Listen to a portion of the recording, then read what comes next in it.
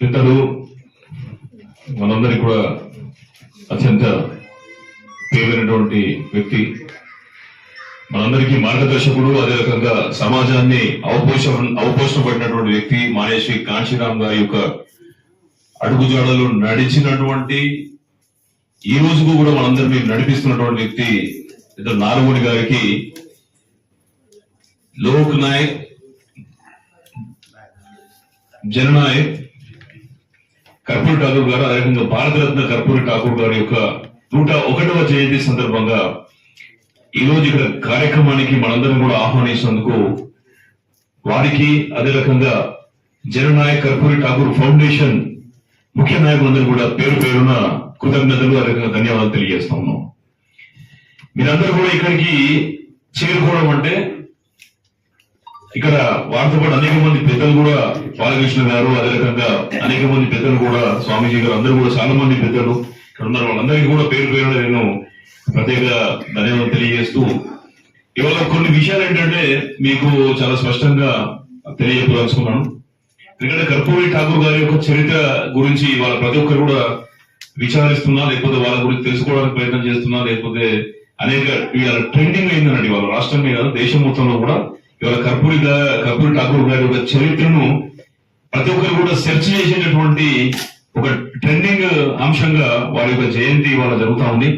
దీనికి ప్రధానమైనటువంటి కారణం ఏంటంటే మనలో వస్తున్నటువంటి ఒక సామాజిక పరమైనటువంటి మార్పు, ఈ రోజు మనం ఎదుర్కొంటున్నటువంటి అన్యాయం కావచ్చు, వివక్ష కావచ్చు, అది దాని యొక్క స్థాయి అనేది పెరిగిపోతా ఉంది. ఇలా మనందరికీ తెలుసు, స్వాతంత్రం వచ్చి 77 సంవత్సరాలు గడుస్తున్నా కూడా ఈ రోజు కూడా పేదవాళ్ళనే ఉంటున్నారు, ధనికులు మాత్రం ఇంకా పెరిగిపోతూ ఉన్నారు. మరి దీనికి కారణం ఏంటంటే మన దేశంలో తీవ్రమైనటువంటి ఆర్థిక అసమానత కొనసాగుతా ఉంది. మరి ఈ రోజు మనందరం కూడా చర్చించుకున్నటువంటి అంశాలన్నింటినీ కూడా దాదాపు 50-55 సంవత్సరాల క్రితమే వీటిని అవగాహన చేసుకొని పరిశీలించి ముందు జాగ్రత్తగా ముందు చూపుతోని మన దేశానికి దిశానిర్దేశం చేసినటువంటి ఒక మహనీయుడు ఎవరు అంటే మన కర్పూరి ఠాకూర్ గారు. ఎందుకంటే ఆ రోజే మండల్ కమిషన్ సిఫారసులు ఏవైతే బీసీలకు అనుకూలంగా వచ్చినాయో, మండల్ కమిషన్ సిఫారసును అమలు చేయడం వల్లనే ఇలా ఓబీసీలకు దేశవ్యాప్తంగా విద్యా ఉద్యోగాలలో ఏవైతే రిజర్వేషన్ దక్తా ఉన్నాయో దానికి బలమైనటువంటి పునాది పడింది. అంటే దానిని అప్పుడు బీహార్ ముఖ్యమంత్రిగా ఉన్నటువంటి కర్పూరి ఠాకూర్ గారు వేసినటువంటి ఒక పునాది అనేటటువంటి విషయాన్ని మనం స్పష్టంగా చెప్పుకోవచ్చు. ఎందుకంటే ఆ కాలంలోనే ఎక్స్ట్రీమ్ బీసీ, అత్యంత పేద వర్గాలకు వాటిని గుర్తించి వాటికి రిజర్వేషన్లు ఏర్పాటు చేయాలనేటువంటి ఒక ప్రతిపాదన తీసుకొచ్చినటువంటి వ్యక్తి మన కర్పూరి ఠాకూర్ గారు. చాలా మంది నాయకులు వచ్చారు, చాలా మంది నాయకులు ఎదిగిళ్ళు, చాలా మంది నాయకులు కూడా చరిత్రను తిరిగి రాశారు. మరి కర్పూరి ఠాకూర్ గారిని ఎందుకు మనం అంత ప్రత్యేకంగా ఇలా మనం శ్లాఘిస్తున్నాం, గౌరవిస్తున్నాం, వాళ్ళందరినీ వారిని గుర్తు చేసుకుంటామంటే వారి లోపల మిగతా వారిలో ఎవరి దగ్గర లేనటువంటి కొన్ని ప్రత్యేకతలు ఉన్నాయి. ఏమిటా ప్రత్యేకతలు అంటే చాలా మంది కూడా సామాజిక న్యాయం గాని, సమాన అవకాశాలు గాని రాజ్యాంగంలో రాసుకున్నాం కాబట్టి ఎవరో ప్లేట్ల పెట్టి తీసుకొచ్చి మన చేతుల ముందు, మన నోటి ముందు పెడతారు కావచ్చు అని చెప్పేసి మనం అందరం అనుకుంటా ఉంటాం. కానీ ఆ రోజే కర్పూరి ఠాకూర్ గారు చాలా స్పష్టంగా చెప్పారు, ఈ సామాజిక న్యాయం గాని, సమానత్వం అనేటటువంటి దాన్ని రాజ్యాంగంలో రాసుకున్నా కూడా దాని కోసం నిరంతరం పోరాటం చేస్తే గాని అది మన వర్గాలకు దక్కదగినటువంటి విషయాన్ని ఆ రోజే వారు చాలా స్పష్టంగా చెప్పడం జరిగింది. ఇది ఒకటే కాదు, ఏదైతే ఈ అణగారిన వర్గాలు కావచ్చు, పేదలు కావచ్చు, నిరుద్యోగులు కావచ్చు, వీళ్ళంతా కూడా ఎదగాలంటే, సమాజంలో ఎదగాలంటే, ఉన్నత అవకాశాలను అందిపుచ్చుకోవాలంటే విద్య అనేది ఒక బలమైనటువంటి సాధనం అనేటటువంటి విషయాన్ని కూడా ఆ రోజుల్లోనే వాళ్ళు మన జాతికి తెలియజెప్పడం జరిగింది. దీంతో పాటు నిరంతరం మన లోపల ఒక చైతన్య స్ఫూర్తిని కలిగించడానికి ఆయన అనేక రకాలైనటువంటి లైబ్రరీలను, అదే రకంగా సామాజిక సంస్థలను కూడా నెలకొల్పి మహిళలకు కూడా ప్రాతినిధ్యం ఇస్తూ ప్రతి ఒక్కరూ గౌరవింపబడాలి, ప్రతి ఒక్కరికి సమాన అవకాశాలు కలిగేటటువంటి విధంగా పాలన ఉండాలని చెప్పి కోరుకున్నారు. పరిపాలన చేయడం అంటే అది అధికారం కాదు, సేవ చేయడానికి దొరికినటువంటి ఒక అద్భుత అవకాశం అని చెప్పేసి తెలియజేసినటువంటి గొప్ప వ్యక్తి మన కర్పూరి ఠాకూర్ గారు. అంటే ఇవాళ చిన్నపాటి సర్పంచ్ పదవికే వెళ్ళనీగుతున్నటువంటి మనుషుల్ని మనం చూస్తా ఉన్నాం.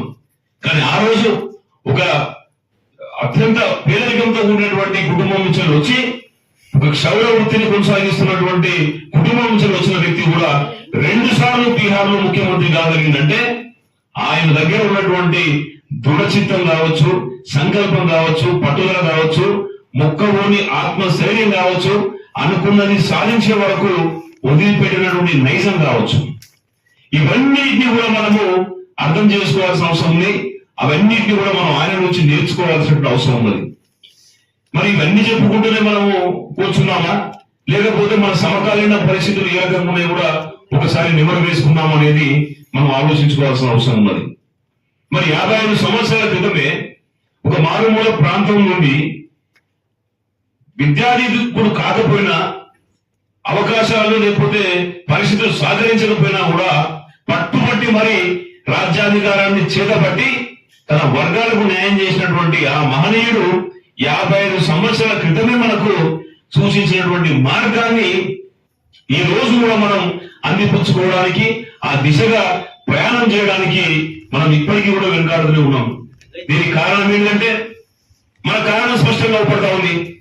తెలుగు రాష్ట్రాలలో గడిచిన 77 సంవత్సరాల నుండి ఒక్క బీసీ వర్గపు నాయకుడు కూడా ముఖ్యమంత్రి కాలేకపోయిందంటే కేవలం ఒకే ఒక్కసారి ఒక ఎస్సీ వ్యక్తి, అది కూడా 2 సంవత్సరాలు మాత్రమే పరిపాలనకు పరిమితమైండు అంటే ఇక్కడ ఏ విధమైనటువంటి రాజ్యం కొనసాగుతుందో మనందరికీ చెప్పగానే చెప్పినట్టు తెలిసిపోతా ఉంది.